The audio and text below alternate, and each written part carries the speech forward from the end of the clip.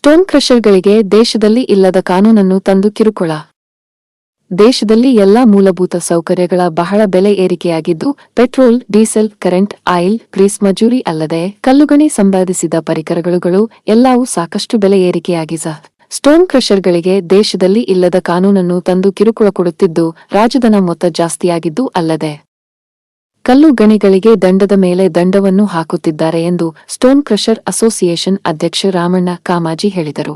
ಅವರು ನಗರ ಪತ್ರಿಕಾ ಭವನದಲ್ಲಿ ಶನಿವಾರ ನಡೆದ ಸುದ್ದಿಗೋಷ್ಠಿಯಲ್ಲಿ ಈ ಕುರಿತು ಮಾತನಾಡಿದರು. ಸುದ್ದಿಗೋಷ್ಠಿಯಲ್ಲಿ ಡಿ ಸುರೇಂದ್ರ ರೆಡ್ಡಿ, ಡಿಎಸ್ ಕೆಂಪಾಗಿ ಮುಂತಾದವರು ಉಪಸ್ಥಿತರಿದ್ದರು. ನಾವು ಗದಗ ಜಿಲ್ಲಾ ಸ್ಟೋನ್ ಕ್ರಷರ್ ಅಸೋಸಿಯೇಷನ್ ಯೂನಿಯನ್ ಎಲ್ಲ ಪದಾಧಿಕಾರಿಗಳು, ನಾನು ಸ್ಟೋನ್ ಕ್ರಷರ್ ಅಸೋಸಿಯೇಷನ್ನ ಅಧ್ಯಕ್ಷ ರಾಮಣ್ಣ ಕಾಮಾಜಿ ಮಾತನಾಡ್ತಾ ಇರೋದು. ಈ ಮೂಲಕ Gadag quarry and stone crusher owner association Gadag ಈ ಪತ್ರಿಕಾ ವೇದಿಕೆಯಲ್ಲಿ ಯಶಸ್ವಿರಾದ ಎಲ್ಲ ಪತ್ರಿಕಾ ವರದಿಗಾರರಿಗೂ ವಂದನೆಗಳನ್ನು ತಿಳಿಸುತ್ತಾ, ದೇಶದಲ್ಲಿ ಎಲ್ಲ ಮೂಲಭೂತ ಸೌಕರ್ಯಗಳು ಬಹಳ ಬೆಲೆ ಏರಿಕೆಯಾಗಿದ್ದು, ಉದಾಹರಣೆಗೆ petrol, diesel, current, oil, grease ಮಜೂರಿ ಅಲ್ಲದೆ ಕಲ್ಲುಗಣಿಗೆ ಸಂಬಂಧಿಸಿದಂಥ ಬ್ಲಾಸ್ಟಿಂಗ್ ಮೆಟೀರಿಯಲ್ ಪರಿಕರಗಳು ಕೂಡ ಅತಿ ಹೆಚ್ಚು ಬೆಲೆ ಏರಿಕೆಯಾಗಿದ್ದ ಕಾರಣಕ್ಕೆ ನಾವು ಈ ದಿನ ಪತ್ರಿಕಾಗೋಷ್ಠಿ ಕರೆದದ್ದು. ನಾವು ಈ ಹಿಂದೆ ಸರ್ಕಾರಕ್ಕೆ ಹಲವಾರು ಬಾರಿ ಮನವಿ ಮಾಡಿಕೊಂಡಿದ್ವಿ. ನಮ್ಮ ಸಮಸ್ಯೆನ ದಂಡದ ರೂಪದಲ್ಲಿ ನಮಗೆ ಈಗ ಒನ್ ಟೈಮ್ ಒಂದು ಸೆಟಲ್ಮೆಂಟ್ ಅಂತ ಹೇಳ್ಬಿಟ್ಟು OTS ಅಂತ ನಮ್ಗೆ ಮಾಡಿದ್ದಾರೆ. ಅದು ಹೇಗೆ ಮಾಡಿದ್ದಾರೆ ಅಂದರೆ, ನಮ್ಗೆ ಮರಣಶಾಸನ ಬರೆದ ಹಾಗೆ ಆಗಿದೆ OTS ಅನ್ನೋ ಪದ. OTS ಅಂದ್ರೆ ಒನ್ ಟೈಮ್ ಸೆಟಲ್ಮೆಂಟ್ ಅರ್ಥನೇ ಇದ್ದಂಗೆ ಆಗಿದೆ. ಅವರು ನಮ್ಗೆ ಅಡಿಟ್ ಮಾಡಿ ಲೆಕ್ಕ ವರದಿಯನ್ನು ಸಲ್ಲಿಸಿರ್ತಾರೆ ಸರ್ಕಾರಕ್ಕೆ. ಆದಾಗ್ಯೂ KSR ಕಂಪನಿ ಅಂತಂದು ಪ್ರೈವೇಟ್ನ ಮೂರನೇ ವ್ಯಕ್ತಿಗೆ ಅದನ್ನು ಕಾಂಟ್ಯಾಕ್ಟ್ ಕೊಟ್ಟು ಇವತ್ತು ಸರ್ವೆ ಮಾಡಿ ನಮಗೆ ಒಬ್ಬೊಬ್ಬರಿಗೆ 4-5 ಕೋಟಿ, 10 ಕೋಟಿ, 20 ಕೋಟಿ ಹಿಂಗೆ ದಂಡ ಇದನ್ನು ಮಾಡಿದ್ದಾರೆ. ಯಾಕಂದರೆ ನಾವು ಪ್ರತಿ ಸಲನೂ ಪ್ರತಿಯೊಂದು ಮಟೀರಿಯಲ್ಗೂ ಕೂಡ ನಾವು ಮುಂಗಡ ರಾಜಧಾನ ಕಟ್ಟಿ ರಾಯಲ್ಟಿ ತೆಗೆದು ಸಾಗಾಣಿಕೆ ಮಾಡಿರ್ತೀವಿ. ಆ ಥರನಾಗಿ ಸರ್ಕಾರಿ ಕಾಮಗಾರಿಗಳಲ್ಲಿ ಕೂಡ ಅದನ್ನು ಬಿಲ್ ಕೊಡಬೇಕಾದ್ರೆ ರಾಯಲ್ಟಿ ಕಟಾವು ಮಾಡಿಕೊಂಡು ಬಿಲ್ ಕೊಟ್ಟಿರ್ತಾರೆ. ಇಷ್ಟಾಗಿಯೂ ನಮ್ಗೆ ರಾಯಲ್ಟಿ ಇನ್ನು ಸಂದಾಯ ಆಗಿಲ್ಲ, ನಿಮ್ಮದು ಕಡಿಮೆ ಬಂದಿದೆ ಅಂತ ಹೇಳ್ಬಿಟ್ಟು ಇವತ್ತು ನಮ್ಗೆ ದಂಡವನ್ನು ವಿಧಿಸಿರ್ತಾರೆ. ಇದು ಅಮಾನವೀಯ. ಯಾಕಂದರೆ ಇದನ್ನು ನಾವು ಖಂಡಿಸ್ತೀವಿ. ಇದನ್ನು ಒಂದು ವೇಳೆ ಸರ್ಕಾರದವರು ಇದನ್ನು ನಮಗೆ ಇದನ್ನು ಮಾಡಲಿಲ್ಲ ಅಂದರೆ, ನಮ್ಮನ್ನ ದಂಡನ ಮಾಫ್ ಮಾಡಲಿಲ್ಲ ಅಂದರೆ, ಮುಂದೊಂದು ದಿನ ನಾವು ಕ್ರಷರ್ ಟೋಟ್ಲಿ ಎಲ್ಲ ಕ್ಲೋಸ್ ಮಾಡಿ ಮುಷ್ಕರಕ್ಕೆ ಇಳಿಯುವಂಥ ಪರಿಸ್ಥಿತಿ ಬಂದೊದಗಿದೆ. ಇವತ್ತು ಇದೇ ಈಗೊಂದು ಸರಿ ಒಂದು 2-3 ತಿಂಗಳಲ್ಲೇ ವಿಪರೀತ ಡೀಸೆಲ್ ರೇಟ್ಗಳು ಹೆಚ್ಚಾದವು, ಮೆಟೀರಿಯಲ್ ರೇಟ್ಗಳು ಹೆಚ್ಚಾದವು. ಅಷ್ಟಾಗಿಯೂ ನಾವು ಏನೋ ಒಂದು ಮ್ಯಾನೇಜ್ ಮಾಡ್ಕೊಂಡು ಬಂದಿದ್ವಿ. ಆದರೆ ಈಗ ಆಗ್ತಾಯಿಲ್ಲ. ಹಾಗಾಗಿ ನಾವು ಈಗ 8-9 ಇದನ್ನು ಕ್ರಷರ್ ಮತ್ತು ಕ್ವಾರಿ ಕ್ಲೋಸ್ ಮಾಡಿ ನಾವು ಮುಂದಿನ ದಿನಮಾನ ಮತ್ತು 10ನೇ ತಾರೀಕಿಂದ ಎಲ್ಲ ದರಗಳ ಪರಿಷ್ಕರಣೆ ಮಾಡಿ 10ರಿಂದ 15% ದರನ ನಾವು ಹೆಚ್ಚು ಮಾಡಬೇಕಂತ ಇವಾಗಲೇ ನಮ್ಮ ಸಂಘದವರೆಲ್ಲ ನಾವು ತೀರ್ಮಾನಿಸಿದ್ದೇವೆ. ಮುಂದಿನದಾಗಿ ನಮ್ಮ ಕಾರ್ಯದರ್ಶಿಯವರು ಸುರೇಂದ್ರ ಅವರು ಹೇಳ್ತಾರೆ. KRS ಅನ್ನೋ ಒಂದು ಕಂಪನಿ ಮೂರನೇ ವ್ಯಕ್ತಿಯವರು ನಮಗೆ ಪ್ರತಿ ವರ್ಷ DMG ಅವರು ಅಡಿಟ್ ಮಾಡಿ ಅಡಿಟ್ ವರದಿ ಕೊಟ್ಟು ಅದರ ಮೇಲೆ ಆಗುವಂಥ ಆಗು ಹೋಗುಗಳನ್ನು ಭರ್ತಿ ಮಾಡಿಕೊಂಡು ಪ್ರತಿ ವರ್ಷವೂ ನಮಗೆ ಲೆಕ್ಕ ಮಾಡಿ ಲೆಕ್ಕ ಒದಗಿಸಿಕೊಟ್ಟಿದ್ದೆ. ಅದಾಗ್ಯೂ ಸಹಿತ ಈಗ ಅವರು 2005-6ರಿಂದ 2024 ಆಗಸ್ಟರ ಮಟ್ಟ ಕಮ್ಮಿ 18 ವರ್ಷದ ಅಡಿಟನ್ನು ಮೂರನೇ ವ್ಯಕ್ತಿ ಕಡೆಯಿಂದ, ಯಾವುದೇ ಗೌರ್ಮೆಂಟ್ ಆಫೀಸರ್ ಅಲ್ಲ, ಮೂರನೇ ವ್ಯಕ್ತಿ ಕಡೆಯಿಂದ ಅದನ್ನು ಎಡಿಟ್ ಮಾಡಿಸಿ ಅದು ಇಷ್ಟು ಕೂಡ ಡ್ರೋನ್ ಸರ್ವೇನಲ್ಲಿ ಈ ಟೈಪ್ ಆಗ್ತೈತಿ ಅಂಥೇಳಿ ಅವರು ಅದರ ಮೇಲೆ ಮಾಡಿ ನಮಗೆ ತುಂಬಲಾರದಷ್ಟು ದಂಡದ ರೂಪದಲ್ಲಿ ನೋಟಿಸನ್ನು ನಮಗೆ ನೀಡಿದರು. ಅದು ಎಷ್ಟರ ಮಟ್ಟಿಗೆ ಸರಿ ಅಂತ ನಾವು ಜನಸಾಮಾನ್ಯರನ್ನು, ತಮ್ಮನ್ನು, ಸರ್ಕಾರವನ್ನು ಒತ್ತಾಯಿಸಬೇಕಾದಂಥ ಪರಿಸ್ಥಿತಿ ಬಂದಿದೆ. ಸುಮಾರು 18 ವರ್ಷಗಳ ಕಾಲ ಅಂದರೆ ಅದಕ್ಕೆ 2-3 ತಲೆ ಆಗಿ ಹೋಗಿದೆ. ಅವು 2-3 ತಲೆ EC ಟ್ರಾನ್ಸ್ಫರ್ ಮಾಡಿದಾರ, ನಮ್ಮ CFARM ಟ್ರಾನ್ಸ್ಫರ್ ಮಾಡಿದಾರ, ಆ ವ್ಯಕ್ತಿ ಆಗಿ ಹೋಗಿದ್ದಾನ, ಮತ್ತೊಂದು ವ್ಯಕ್ತಿ ಬಂದು ಕುಂತಿದ್ದಾನೆ ಅದರ ತಲೆ ಮೇಲೆ. ಆ ವ್ಯಕ್ತಿ ತಲೆ ಮೇಲೆ ಆ ಹಿಂದಲಿಂದ 18 ವರ್ಷದ್ದು ಇವತ್ತು ನೀವು ಇದನ್ನು ಮಾಡಬೇಕು ಅಂಥೇಳಿ ಅದನ್ನು ತಂದು ಆ ವ್ಯಕ್ತಿ ಮೇಲೆ ಇಟ್ಟರೆ ಅದು ಎಷ್ಟರ ಮಟ್ಟಿಗೆ ಸರಿ ಆದೀತು ಅಂಥೇಳಿ ನಿಮ್ಮ ಮೂಲಕ ಸರ್ಕಾರಕ್ಕೆ ನಾವು ಒತ್ತಾಯ ಬಯಸ್ತೀವಿ ಅಂತೇಳಿ ತಮ್ಮಲ್ಲಿ ನಾವು ಕೇಳ್ಕೊತಾ ಇದ್ದೀವಿ.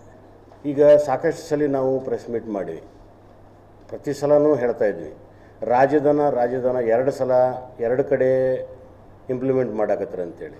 ಒಂದು ನಮ್ಮಲ್ಲಿ ತೊಗೊಳ್ತಾ ಇದ್ದಾರೆ, ಎರಡನೇದು ಕಾಂಟ್ರಾಕ್ಟ್ಸ್ ಗೌರ್ಮೆಂಟ್ ವರ್ಕ್ಸ್ ZP ಆಗಲಿ PWD ಆಗಲಿ ಯಾವುದೇ ಇಲಾಖೆಯವ್ರ ಕಡೆಯಿಂದ ಅವರು ಬಿಲ್ನಲ್ಲಿ ಕಟ್ ಮಾಡಿ ಅಲ್ಲಿನೂ ರಾಜಧನ ಸಂಗ್ರಹವಾಗಿದೆ, ಅಲ್ಲಿನೂ ತೊಗೊಂಡು ನಮ್ಮಲ್ಲಿನೂ ಕಲೆಕ್ಟ್ ಮಾಡಿ ಇಲ್ಲಿ ಮಟ್ಟ ಮಾಡ್ತಾ ಇದ್ದಾರೆ. ಹಾಗೂ ಈಗ ಏನಾಗಿದೆ ಅಂದ್ರೆ KSREC ಅಂಥೇಳಿ KSRSAC ಅನ್ನೋ ಕಂಪನಿಗೆ ಡ್ರೋನ್ ಸರ್ವೆ ಮಾಡಿರಿ ಅಂಥೇಳಿ ಲೆವೆಲ್ಸ್ ಫ್ರೀಸ್ ಮಾಡೋಕ್ಕೆ ಕೊಟ್ಟಿದ್ರು ಗೌರ್ಮೆಂಟ್. ಬಟ್ ಅವ್ರೇನು ಮಾಡಿದ್ರು, ಈಗ ಲೆವೆಲ್ಸ್ ಫ್ರೀಸ್ ಮಾಡೋದು ಬಿಟ್ಟು ಆ ಲೆವೆಲ್ಲಿಂದ ಮ್ಯಾಗ ಏನು ನಾವು ಇಲ್ಲಿ ಮಟ್ಟ ತೆಗೆದಿವೋ ಅದಕ್ಕೆಲ್ಲ ಪೆನಾಲ್ಟಿ ಹಾಕಿ ಕೋಟಿಗಟ್ಟಲೆ ಪೆನಾಲ್ಟಿ ಹಾಕ್ಯಾರ.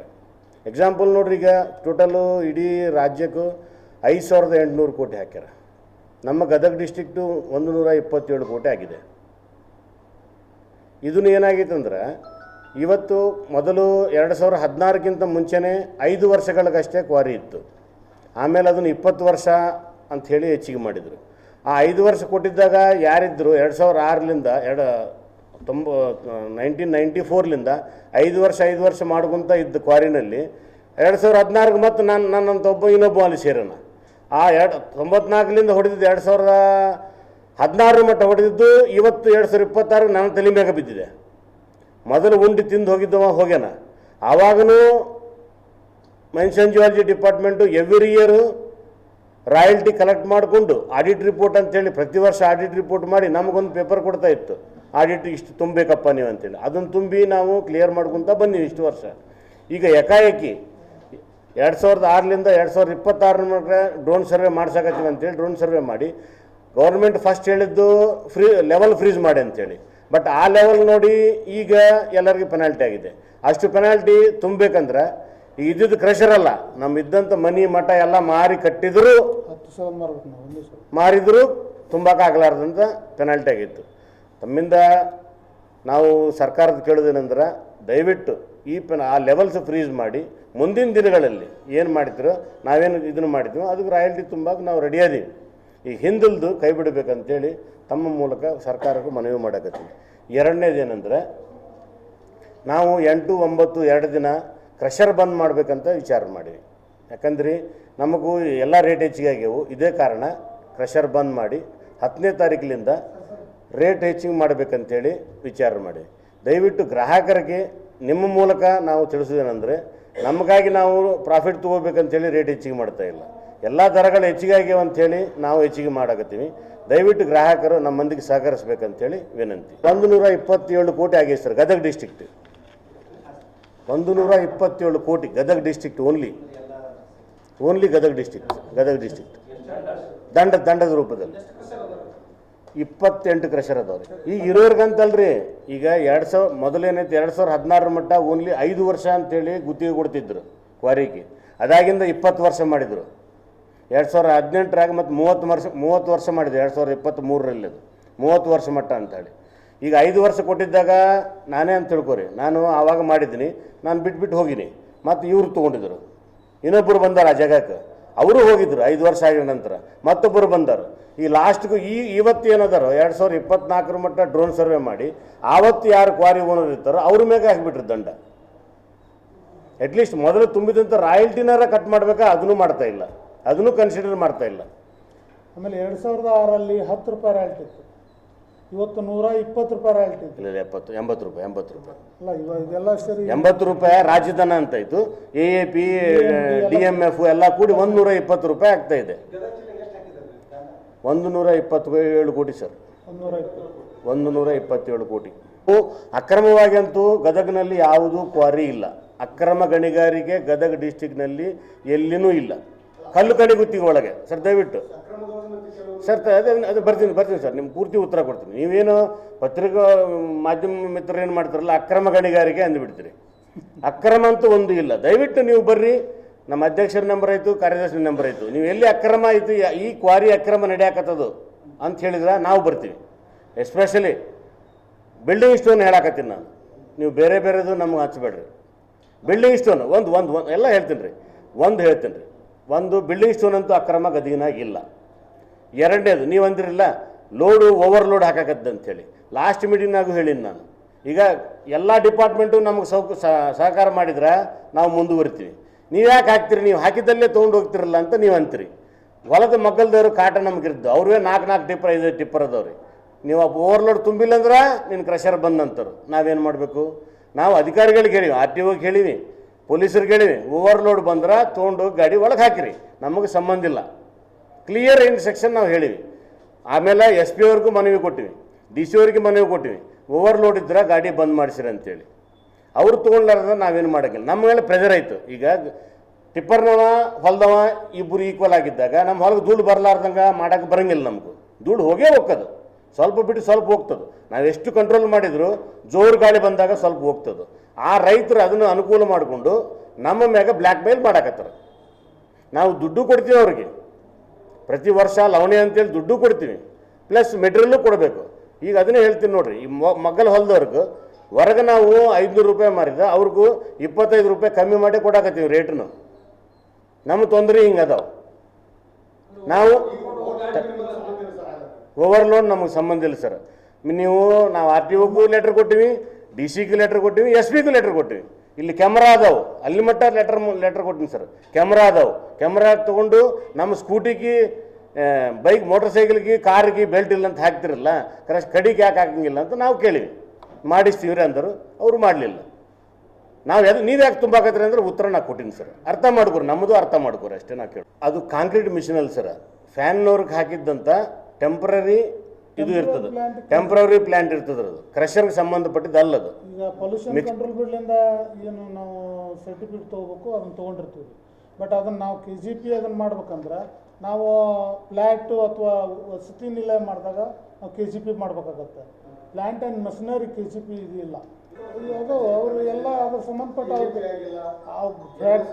ಫ್ಯಾಕ್ಟ್ರಿಯವರಿಗೆ ಎಣ್ಣೆ ಅಂತೂ ನಾನು ಮಾಡ್ಸೀನಿ, ಎಣ್ಣೆ ನಾನು 100%.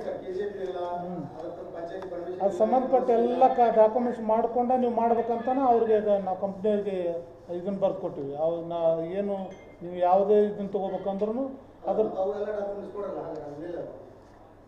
ಸರ್, ನಾನು ಕ್ವಾರಿ ಸಂಬಂಧ ಮಾತಾಡಕತ್ತೀನಿ ಸರ್. ದಯವಿಟ್ಟು ತಪ್ಪು ತಗೋಬೇಡ್ರಿ ಸರ್. ಇದು ಸರ್ ಅಲ್ರಿ ಸರ್, ಕ್ರಷರ್ಗೆ ಕಾಂಕ್ರೀಟ್ ಮಿಕ್ಸಿಂಗ್ ಪ್ಲಾಂಟ್ಗೂ ಸಂಬಂಧ ಇಲ್ಲ. ಅದೇ ಬೇರೆ ಇದೇ ಬೇರೆ, ಅದೇ ಬೇರೆ ಇದೇ ಬೇರೆ. ನಿಮಗೆ ಕ್ಲಾರಿಫಿಕೇಶನ್ ಕೊಡ್ತಾರೆ. ಕ್ರಷರ್ ಸಂಬಂಧ ಕೇಳ್ರಿ, ಉತ್ತರ ಕೊಡ್ತೀನಿ ಸರ್. ಪ್ಲೀಸ್ ತಪ್ಪು ತಿಳ್ಕೊಬೇಡ್ರಿ. ಆಮೇಲೆ ಏನೈತಲ್ಲ ಹೇಳ್ರಿ ಸರ್. ಸರ್ ನಾವು ಅಷ್ಟು ಈ ನೋಡಿರಿ ಸರ್, ಈಗ ಯಾರೂ ಗೌರ್ಮೆಂಟು ಚೇಂಜ್ ಆಗಿತ್ತು. ಈಗ ನಾವೇನು ಮುಷ್ಕರ ಮಾಡಿ ಏನೇನು ಮಾಡಿದ್ರು ನಮ್ದು ಯಾರೂ ಹಾಲ್ಸಂಗಿಲ್ಲ. ಅಟ್ಲೀಸ್ಟ್ ನಮ್ಮಲ್ಲಿ ನಾವರ ಬಂದ್ ಮಾಡಿಕೊಂಡು 2 ದಿನ ಬಂದ್ ಮಾಡಿಕೊಂಡು ರೇಟ್ ಏರ್ಸಾಕತ್ತೀವಿ ಅಂತ ಮೊದಲೇ ಹೇಳಬೇಕಾ? ಹೇಳಿಲ್ಲ ಅಂದ್ರೆ ರೈತರು, ನಮ್ಮ ಮಗಳು ಹೊಲದಿದ್ದು ರೈತರು ನಮ್ಗೆ ಇಷ್ಟೇ ಕೊಡಬೇಕಂದ್ರೆ ಒತ್ತಡ ಒಂದಿರ್ತದೆ. ಆಮೇಲೆ ಗ್ರಾಹಕರು ಏಕಾಏಕಿ ರೇಟ್ ಹೆಚ್ಚಿಗೆ ಮಾಡಿದ್ರು ಅಂಥೇಳಿ ಅವರು ಡಿಮ್ಯಾಂಡ್ ಮಾಡ್ತಾರೆ. ಹೀಗಾಗಿ 2 ದಿವಸ ಮುಂಚೆನೇ ಹೇಳಕತ್ತೀವಿ, 2 ದಿವಸ ಬಂದ್ ಮಾಡಿಕೊಂಡು 10ನೇ ತಾರೀಕಿನಿಂದ ರೇಟ್ ಹೆಚ್ಚಿಗೆ ಮಾಡ್ತೀವಿ ಅಂತ ಹೇಳಕತ್ತೀವಿ. ಈಗ ನಿನ್ನೆಯಿಂದನೇ ಎಲ್ಲ ಬೋರ್ಡ್ ಗಿಡ್ ಎಲ್ಲ ಹಾಕಿಸಿ ಕ್ರಷರ್ನೊಳಗೆ ನಾವು ಅವ್ರಿಗೆ ಕ್ಲಿಯರಿಸ್ಟ್ ಕೊಟ್ಟಿವಿ. ಅಂದರೆ 2 ದಿನ ಬಂದಾದ್ರೆ ಮುಂದೆ ಹೆಚ್ಚುವರಿ ಆಗತ್ತಂತ ನಾವು ಅಲ್ಲಿ ಇದನ್ನು ಹಾಕಿವಿ.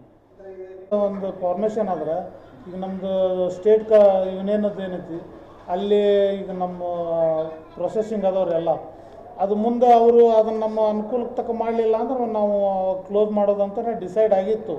ಮೊನ್ನೆ ಸಿದ್ದರಾಮಯ್ಯನವರು ಸಾಹೇಬ್ರಿದ್ದಾಗ ನಮ್ಮನ್ನು ಕರೆದು ಇಲ್ಲ ಆಫೀಸರ್ ಜೊತೆ ಮೀಟಿಂಗ್ ಮಾಡ್ತೀವಿ, ಇದು ರಾಯಲ್ಟಿ ವೇಡಾಸಿಂದನೂ ಜಮಾ ಆಗೈತಿ, ನೀವು ಕಟ್ಟ್ರಿ, ಸೊ ಬರುವಂಥ ವ್ಯತ್ಯಾಸಗಳೇನದವು ನಾವು 1 ಟೈಮ್ ಸೆಟ್ಲ್ಮೆಂಟ್ ಅಂತ ಕೇಳಿದ್ವಿ. ಏನು 1 ಟೈಮ್ ಸೆಟ್ಲ್ಮೆಂಟ್ ಹೆಂಗಂದರೆ ಫಾರ್ ಹೆಕ್ಟರ್ಗೆ 5 ಲಕ್ಷ 10 ಲಕ್ಷ ಮಾಡಿ ಕ್ಲೋಸ್ ಮಾಡಿಬಿಡ್ರಿ.